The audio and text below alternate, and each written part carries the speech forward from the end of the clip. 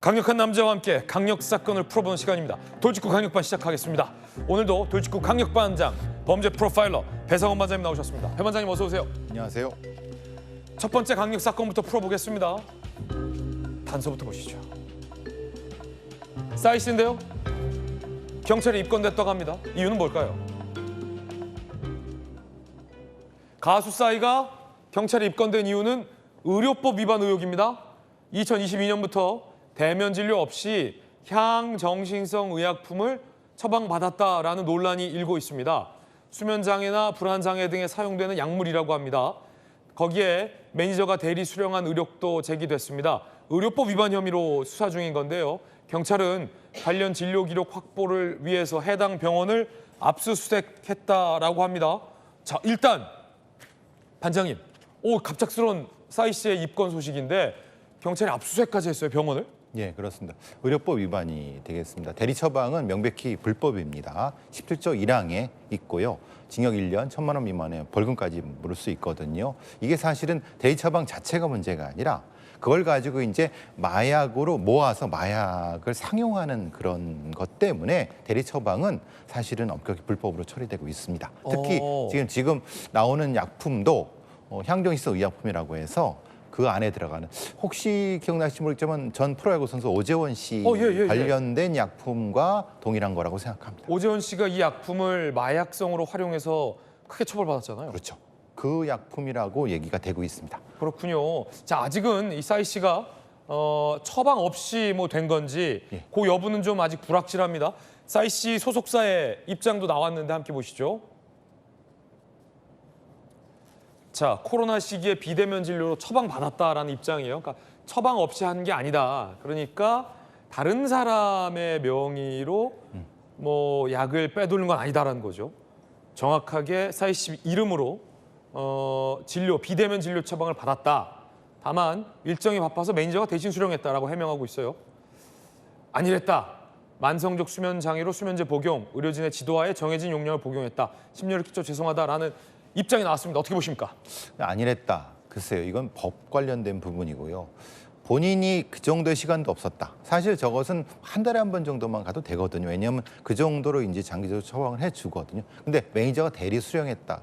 그래서 경찰에서는 사실 저건 의심하는 건 그런 겁니다. 왜냐하면 그 정도로 바빴나? 왜냐하면 그 대리 처방 받은 시기가 활동기하고 겹쳐지지 않는 부분이 있는데, 그러면 그게 좀 이상한데?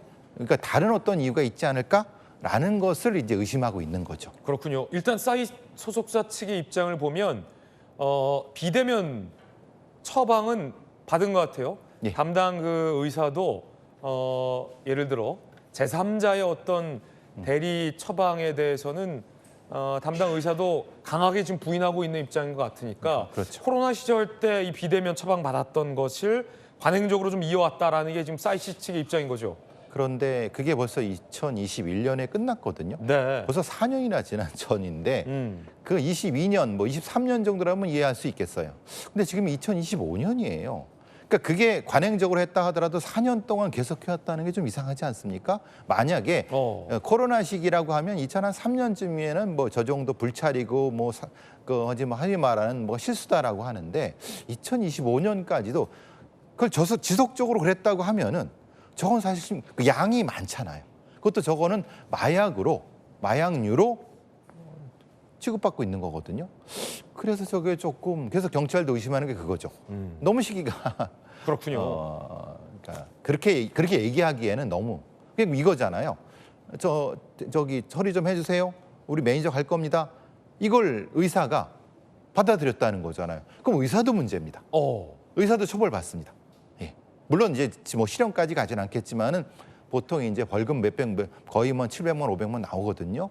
그래도 사실은 저건 위험한 행동이고 해서는 안 되는 행동입니다. 네, 아직 불분명한 측면이 한 두세 가지 정도 있습니다. 첫 번째는 그러니까 싸이 씨의 해명대로 정해진 용량대로의 처방과 정해진 용량대로의 복용이 있었는지 여부 경찰 수사로 드러나야 될 것 같고요. 이 두 번째는 이 대리 처방이냐 대리 수령의 문제냐 인 것도 밝혀져야 될 것 같습니다. 싸이 씨 측은 처방은 본인이 직접적으로 한 게 맞다.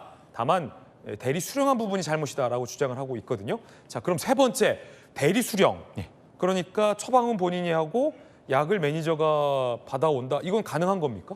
아니요, 안 되죠. 이것도 안 됩니까? 왜냐하면 오. 지금 이 사람의 상태가 약이 열알이 필요한지 5알이 필요한지를 의사가 전화로 했다는 거잖아. 그거 어떻게 합니까? 말하자면은 실제로 보고 상태를 보고 여러 가지를 해야 되는 거죠. 그래서 대리 처방과 대리 수령은 말은 좀 다를 것 같지만 사실은 불법은 맞는 겁니다. 둘 다 똑같은 겁니다. 대리 수령했다 하더라도 예. 불법이다. 왜냐하면 사실 증상이 나아져 갖고 그런데 그 약이 필요해요 전화로 해서 그렇게 거짓말로 했으면 의사가 어떻게 합니까? 그러니까 대리 수령과 대리 처방이라고 하는 건 사실은 근데 저렇게 얘기를 하시니까 그러니까 무고하다는 말씀을 하시는 것 같아요. 실수란 말씀하신 것 같은데 사실은 좀 그래서 경찰에서는 압수수색까지 들어가는 게 그것 때문에 그렇습니다. 그러니까 그렇군요. 실제로 CCTV 그리고 그 부분에 있어서의 어떤 그 의사의 어떤 행동 이런 것들이 실제로 그랬느냐 이런 거죠. 네. 만약에 의사도 없는 상태에서 처방이 됐을 수도 있습니다. 이거는 의사는 도장만 찍는데 도장을 본인이 찍습니까? 그러니까 이것도 사실 그래서 확인하려고 하는 겁니다. 경찰의 수사 상황 지켜봐야 될 것 같습니다. 더군다나 이런 종류의 약은 본인이 직접 처방받고 본인이 직접 수령해야 한다는 사실 중요할 것 같습니다. 첫 번째 강력 사건이었고요.